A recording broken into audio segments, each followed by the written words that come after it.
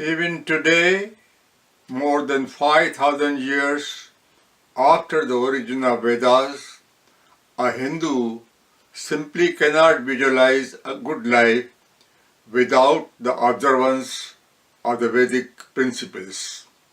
When a child is born, when he is later baptized with a thread ceremony, when he is married, and finally when he dies, there always will be Vedic ceremonies. Whether it's a new business, sickness in the family, or a religious festival, Hindu always looks forward towards their religious priests to guide them, bless them, and give them eternal support. In the beginning, rituals are a very important part of Hindu worship. The main function of these rituals was to usher in a solemn and sacred atmosphere and prepare the devotee to receive the hymn of knowledge in the most appropriate manner. The real teaching was, of course, conveyed in the hymns of knowledge. Clarified butter, known as ghee, rice, and many other things were offered as sacrifice in the fire of the Havan Yajna, an ancient Hindu ritual of Aryan origin. Later, in the Upanishad scriptures, the sages downplayed the importance of the rituals. It was felt that followers were paying too much attention to them while ignoring the real teaching of the knowledge of the divine. Rituals are the symbolic deeds for sacrifice, yajna, which is considered to be the basis of a good life. Rituals would prepare a person to perform various duties properly. They were not meant to be the end in itself. In the Bhagavad Gita, the actions performed by the individual are considered to be the ritual sacrifice, thus introducing the concept of karma, which has now become a household word in the West too. Karma is identified as our good or bad deeds, and we may reap the effects of our actions during this life as well as in future lives. The Gita's emphasis shifted toward the actual practice of what was preached. If the devotee does not practice what he learns, it would be hypocrisy. In more recent times, Swami Vivekananda and Mahatma Gandhi emphasized service as a yajna ritual. Throughout millennia, there have been many vital and significant changes in the Hindu philosophy. The caste system of the Vedic period still prevails, but it has been modified considerably. The evil practice of untouchability has been abolished in the constitution. The Rig Veda states, in mankind nobody is higher or lower, nor is anybody of middle status. This gives ample evidence that the caste system was not hereditary in character in the early Vedic period. Later, it is mentioned in the Mahabharata, neither birth, nor sacraments, nor study, nor ancestry can decide whether a person is twice born, that is Brahman. Character and conduct only can decide. In Hindu society, a woman's position and status also have undergone many changes. In the early Vedic period, women were barred from reading the holy scriptures. Views and attitudes, however, changed soon. Along with the male gods, there appeared many female goddesses, some of them even more powerful and more revered than their male counterparts. The male dominance of the Vedic era soon met its first challenge. In the Upanishad, we encounter two very fierce female scholars, Maitri and Gargi, who pose most arduous and demanding questions to the learned sages.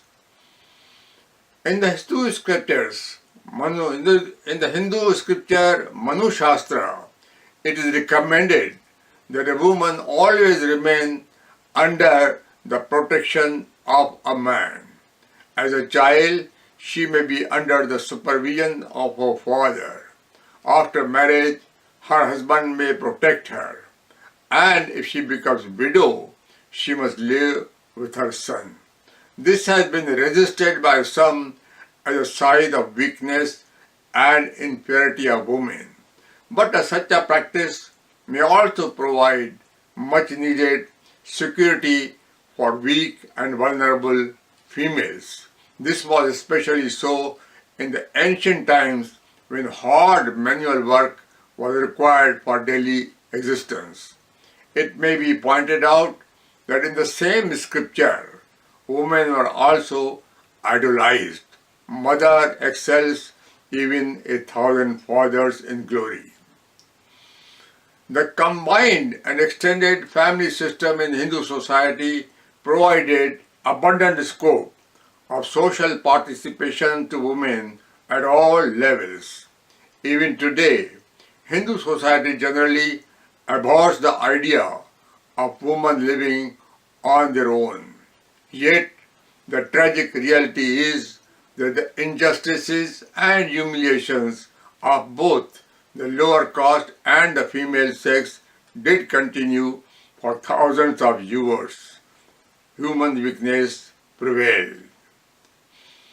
The changes in the Hindu society, as perhaps in all other societies, have not come easily. There has been stiff resistance at many junctures, although there have been no quarrels and bloodshed in such matters in the Hindu society. Along the long passage, some reformist movements formed new separate religions and sects, but the new ideas did not always prevail for long. The followers of new faith often reverted to the rituals and customs of their own. The evolution of human mind cannot be hastened. It moves at its own pace. It is important to realize that there is always a human agency associated with the functioning of any religion.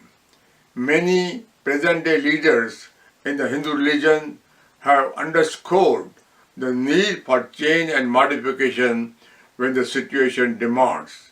For instance, Sri Ramakrishna Paramahansa, an apostle of Hinduism and a modern messiah, has clearly stated in Vedas, the sand is often mixed in with dough.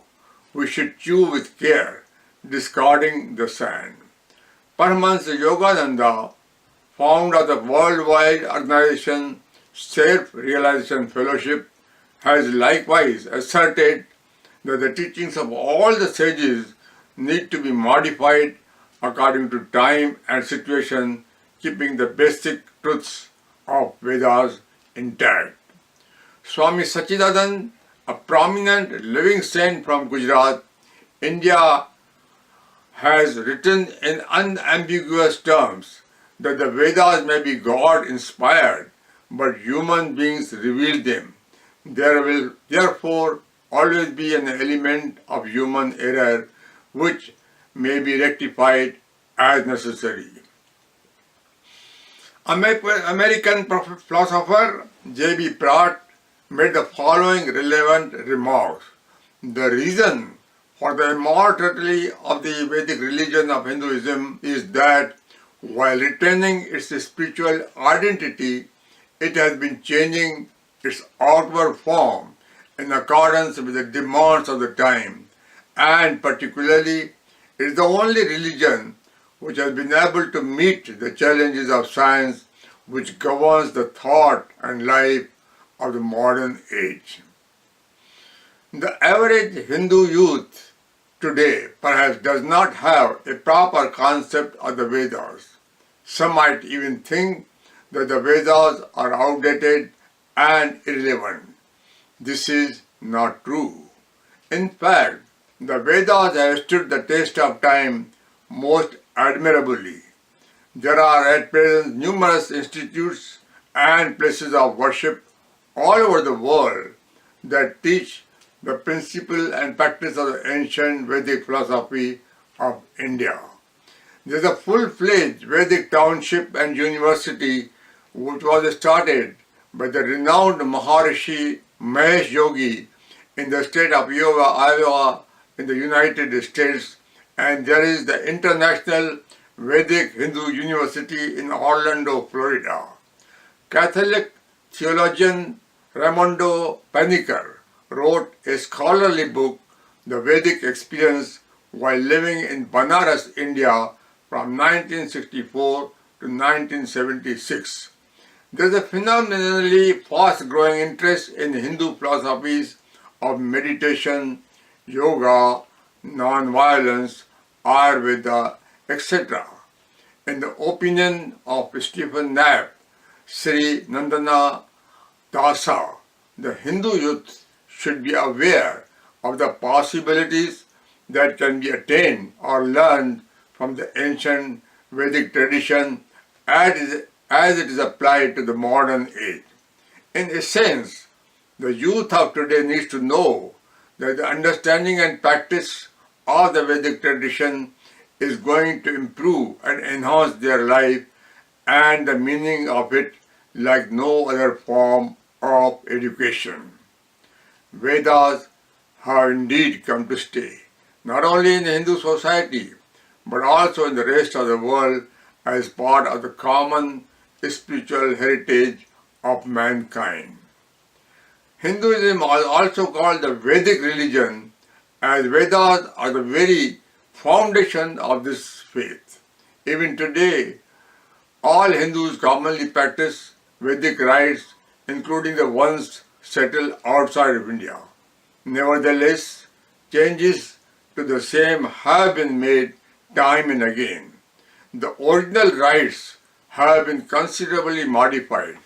The lengthy, repetitive rites have been replaced with shortened, meaningful ones. Yet, prolonged Havan ceremonies lasting over several hours with hundreds of devotees participating and scores of priests chanting together are not a rare sight. The old and the new run hand in hand. An individual may opt for any as per his or her choice. Many respected sages and saints have drawn attention to the shortcomings of some Vedic customs, but none has ever downplayed the importance of the Vedas.